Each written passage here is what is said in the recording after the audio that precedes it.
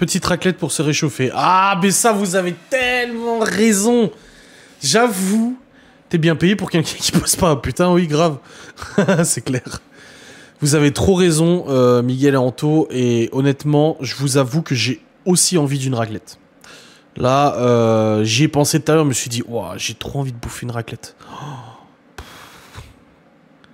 Vous avez de la neige? Bah, pas du tout. Hier, il y a neigé à Épinal, beaucoup. Il y a neigé près de chez mes parents, de la pluie, donc pluie neige. Ici, il n'y a rien eu. On n'a rien eu du tout. Étonnant, pourtant, à une demi-heure d'ici, il y avait pété de neige, quoi. Ah, j'avoue que là, une raclette... Oh, j'ai envie de... Là, on a pas mal mangé de légumes cette semaine. On a eu des haricots, on a eu des carottes, on a eu plein de trucs. Enfin, de la patate douce et tout.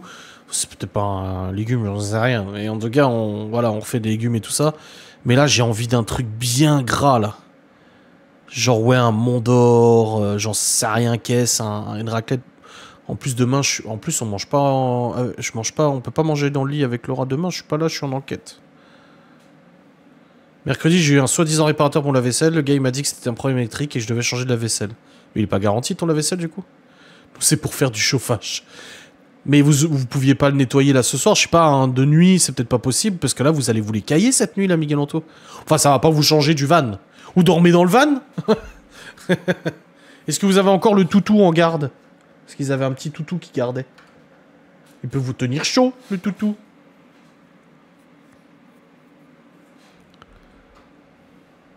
En tout cas, si des gens se posent la question, est-ce qu'un chien peut avoir froid? Oui, parce que depuis hier, il fait beaucoup plus froid. Et Opi, il tremble. On est allé chercher, avec Libby, on a été chercher les gosses à la garderie. Et il était assis, parce que je le mets assis, du coup. Enfin, je le mets assis, je lui dis assieds-toi. Il s'assied, du coup, parce qu'il m'écoute. Et du coup, il était comme ça. Il avait ses cuisses, ça le faisait comme ça. Mais c'est vrai qu'il y avait un vent frais. Moi, j'ai les mains rouges et tout. Oh, j'avais froid. Ça fait 4 ans que je l'avais, pas les pièces. Ah. Il va être... Oh non, pas un manteau, s'il te plaît. Eh. Déjà, avec les gosses et Laura, il a de quoi devenir zinzin, ce chien. On va prendre une couverture de plus. Ouais. Demain matin, hop hop, ramonage, hein, Ramon. C'est qui va ramoner? Les deux ou Anto ou Miguel? Ou les deux? Les deux. Bon, bah ça va alors. Travail d'équipe. Bon, plus personne ne parle, ça y est. On est sorti de Storage Hunter Simulator. Plus se parle. Ah ben d'accord. Je ne monte pas sur le toit. Ah. Il réagit comment quand quelqu'un rentre chez vous? J'aurais envie de dire comme un chien de garde, mais ce n'est absolument pas le cas. Non, après, on ne sait pas. Ça veut dire que quand quelqu'un rentre à la maison et qu'il dort, calcule même pas. Mais s'il voit qu'il y a quelqu'un, enfin il entend, ça le réveille, il vient, si c'est quelqu'un qu'on connaît, de toute façon, il lui fait la fête. Donc on lui dit de pas sauter et tout ça, mais voilà, il dit coucou, machin, il est un peu content et tout, et puis après il passe à autre chose, ou il ramène ses jouets. Ça par contre, oui, quand on a quelqu'un à la maison, tu sais pas pourquoi, il lui ramène toujours ses jouets. Quand c'est Gaston, Davy la dernière fois, il prend ses jouets et il lui ramène pour qu'il joue avec. Mais après, si c'était quelqu'un d'inconnu, on ne sait pas, tout à l'heure... bah Laura elle était pas là, je lui ai pas dit d'ailleurs. On était sur le canapé avec les gosses. On était parti chez le médecin avec Malone. On était sur le canapé, bah là où j'ai pris la photo avec Libby. Et ben juste avant, Opi, il était en fait assis sur le canapé. Et en fait, il a regardé dehors comme ça. Puis il a fait waf. Mais vraiment un waf. Il y a un truc qui cloche là. Une fois il l'a fait. Puis après, bah il s'est allongé sur Libby en mode caresse-moi le ventre, machin et tout ça. Je sais pas quoi dire, je vais jamais sur les lives. Bah ça c'est pas normal déjà. C'est pas normal. Je suis désolé de te le dire. Hein. Donc ouais, il a fait un waf. Est-ce qu'il a vu, entendu, senti quelque chose? Je sais pas. Mais ouais, avec les enfants, il est adorable, il est super content. Non, c'est... On a eu énormément de chance de tomber sur lui. Comme lui a eu beaucoup de chance de tomber sur nous, parce que je pense pas qu'on soit des mauvais maîtres. Mais voilà, non, franchement... C'est une crème, ce chien. C'est vraiment... il est doux. Bon, après, des fois, il tire, là, dehors. Quand je suis allé chercher les gosses à 17h30, là, il était un peu casse-couille. Là, il tirait un peu et je me suis arrêté. J'ai dit, écoute, tu te fous de ma gueule, gros. J'ai dit, non, s'il te plaît. Parce que ma chienne, elle aboie beaucoup. C'est un chien de concierge. Alors nous, il aboie jamais. Il aboie quand il croise un chien dans la rue. Ou bah là, où il a vu un truc, quoi. Un chien de concierge. Mais ouais, non, franchement, c'est un bon toutou. Après, voilà, faut qu'il apprenne. Là, maintenant, quand on approche d'un passage piéton, on lui dit, parce que l'éducateur nous a dit, il associe des mots. Donc, quand on approche d'un passage piéton, on lui dit « au pied trottoir » pour qu'il ralentisse et qu'il se mette à côté de nous. Et là, j'ai réussi tout à l'heure à lui dire « au pied trottoir » et d'arriver devant le passage piéton, lui dire « assis ». Et il s'est assis direct, il a attendu. On a passé le passage piéton, on est arrivé à l'école, j'ai dit à Libye, écoute, va chercher ton frère et ta sœur, parce que je vais pas rentrer avec le chien dans l'école, tu vois, parce qu'ils étaient à la garderie. Et j'ai dit à Opi, je le mets toujours entre mes jambes, en fait. Je mets mes jambes, entre lui, des deux côtés, et il est entre mes jambes. Et je lui serre un petit peu comme ça le bassin, pour qu'il bouge pas et qu'il soit bien, et je lui dis assis. Et généralement, il se met assis, du coup, je lui caresse, je dis c'est bien, c'est un bon toutou, là. Et du coup, il reste assis comme ça, on voit que c'était un chien d'SDF qui sait faire du sitting, quoi. Quand on aurait dit un bébé quand il se mettait à aboyer, ah ouais, non, c'était quelque chose. Combien de fois au début, en live, les gens me disaient pourquoi il y a un bébé qui pleure chez toi? Je dis c'est pas un bébé, c'est un chien. Donc ouais, c'est un super toutou, il est propre déjà.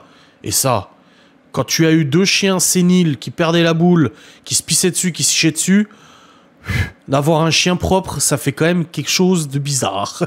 Tu te lèves le matin, t'es pas en mode « Alors attention, où est-ce qu'on marche ?»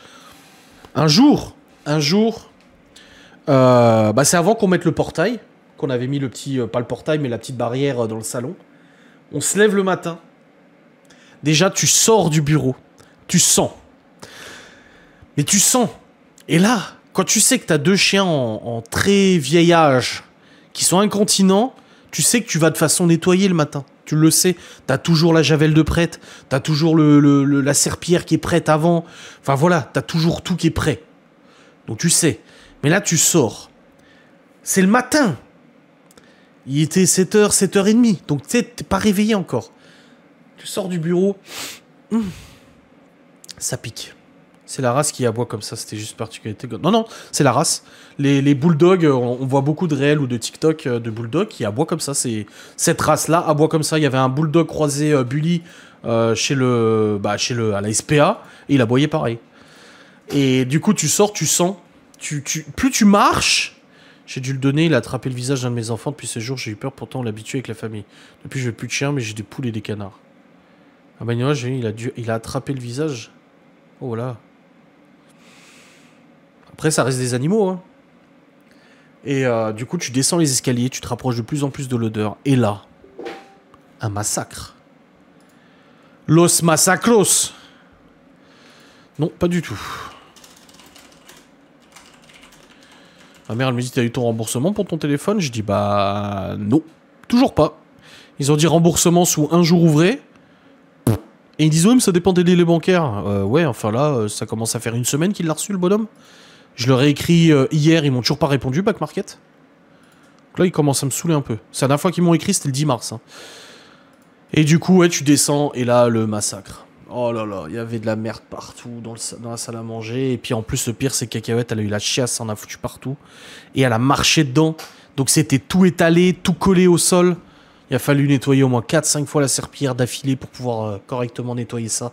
Et l'odeur, elle reste et tout. Mais bon, c'est le quotidien. Quand t'as des chiens qui sont vieux, bah voilà, c'est comme ça.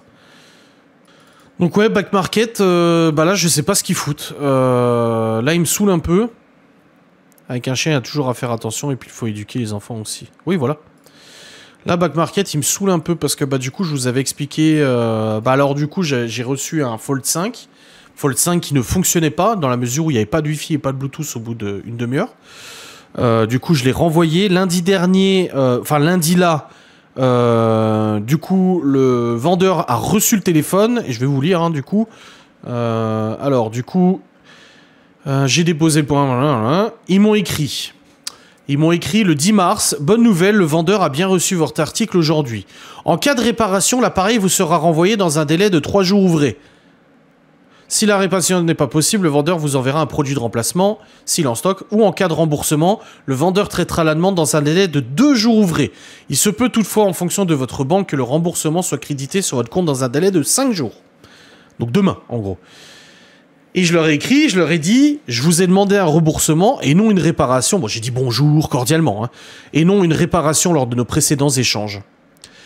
Et ils me répondent, ce message est un message à titre informatif, ne vous inquiétez pas, le vendeur a déjà été informé de votre remboursement, merci de bien vouloir patienter et passer une excellente journée. Je leur ai répondu le 10 mars en disant, d'accord, je vous remercie pour votre réponse. Et ils m'auraient répondu, je vous en prie, à très vite. Et là, au bout de 3 jours, j'ai écrit hier à Back Market en disant, bonjour, je n'ai pas de nouvelles concernant l'annulation de la commande et le remboursement, sachant que le prochain paiement en 4 fois, il arrive dans 15 jours, tu vois.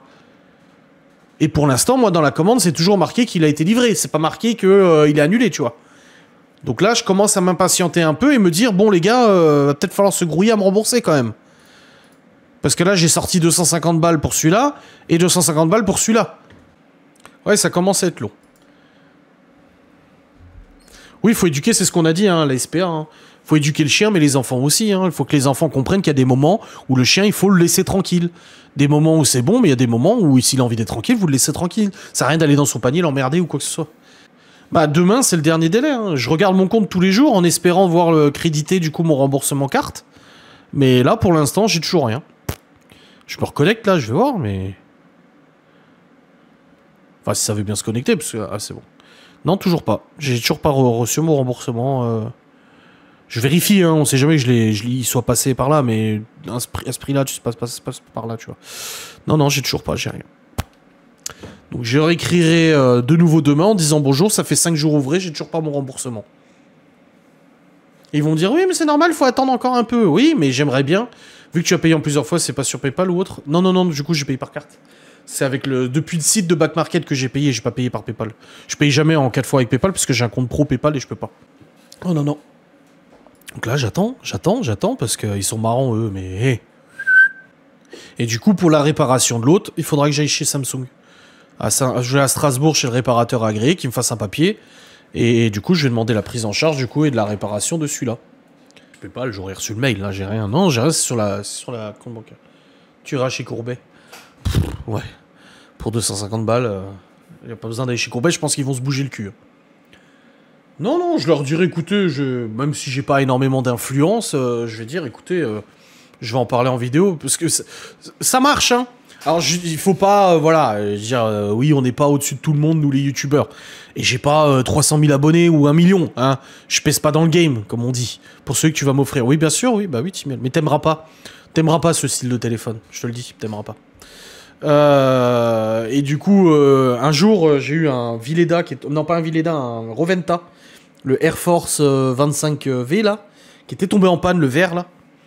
Et du coup, il est tombé en panne pendant la période de garantie. Je l'ai ramené, j'ai dû aller jusqu'à Metz pour le ramener au réparateur, tu vois. J'ai dû jusqu'à la Zagdonie, à 30 minutes de la maison pour le ramener.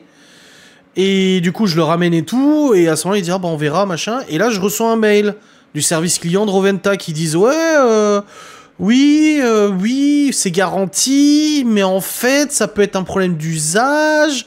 Donc voilà, on sait pas si c'est remboursable. Ça sera sur devis. Il y aura peut-être une part à payer de votre part, nanani, parce qu'en fait, sur la tête, c'était les têtes en V, là, les Roventa, là. Il y avait un bout de plastique pété, tu vois. Mais du coup, la tête, elle est pétée. C'est peut-être dû à ça, donc faudrait quand même payer.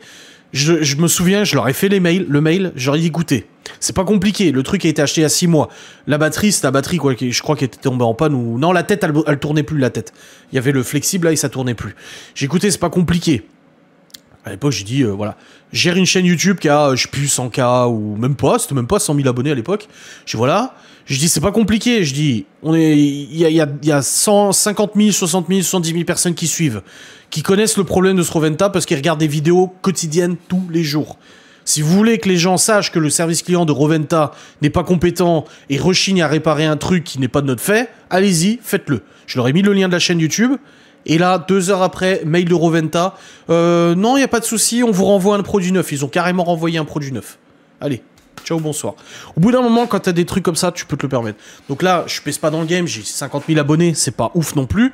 Mais si Black Market commence à me casser les couilles, je leur dirais, écoutez, Voici mon métier, voici ce que je fais, et les gens sont impatients de savoir comment vous allez réagir à ce litige.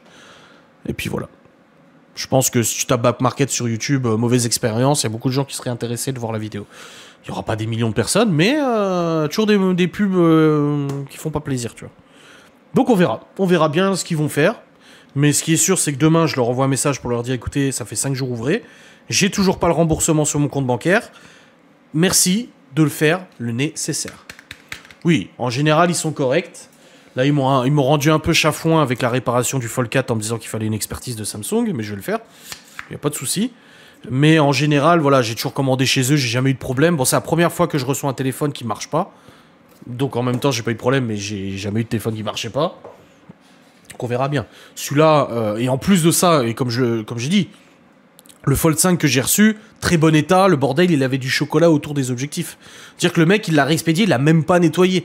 C'est une boutique à Marignane ou à Martigues. C'est dans le sud, c'est un reconditionneur dans le sud. C'est une petite boutique, hein, c'est un Easy Cash, machin, qui fait du coup du back market. Et le mec, il m'a envoyé le téléphone, il y avait du chocolat autour de l'optique, s'il te plaît. Mais ça, tu sais, quand t'es tout excité, que tu déballes ton téléphone, t'es là, oh, trop bien, machin et tout, tu vois pas ces choses-là. Mais quand il marche plus, tu enlèves la protection, tu vois qu'il y a un morceau de plastique qui manquait là. Il y avait des accros là, il y en avait beaucoup d'accros. L'écran au milieu, il y avait la trace d'usure. Il y a forcément la trace d'usure qui va se voir au bout d'un moment. Mais là, il y avait la trace d'usure. Je me suis dit, putain, il est pas en très bon état. Hein. Je suis désolé, il est en bon état, certes, mais il est pas en très bon état. Donc, voilà. Pour l'instant, on verra. Si il y a une merde, c'est peut-être pas la faute de Back Market, c'est peut-être la faute de son reconditionneur qui me rembourse pas. Mais c'est Back Market quand même qui s'engage à faire le nécessaire. Dans ce cas-là, tu mets pas des reconditionneurs sur ton site. Donc on verra. On verra. Inch'Allah, je ne sais pas. Surtout qu'à chaque fois que je leur écrivais, ils répondaient tout de suite. Hein. Avec là-dessus, Back Market, ils répondaient immédiatement. Et là, 2 jours sans réponse. On sait pas, on verra.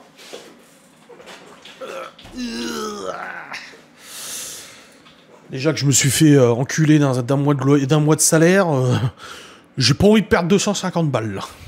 Non merci. Ça craint. Ouais. Oui, c'est comme ça ma foi. Restez lundi. Bah de toute façon demain j'envoie un message. Et puis on verra bien. Et Laura qui m'a dit aujourd'hui, pour le salaire qu'on m'a niqué, m'a dit je peux pas porter plainte machin parce qu'on voyait il y avait un reportage je sais plus quoi. J'ai dit non, le pire c'est que je peux pas porter plainte. Parce que dans le contrat, je l'ai dans le cul. J'ai signé le contrat d'adhésion. Et je l'ai dans le cul complet. Je peux contractuellement, je peux rien dire, je peux rien faire. Je peux même pas poursuivre en justice. Ah, que dalle.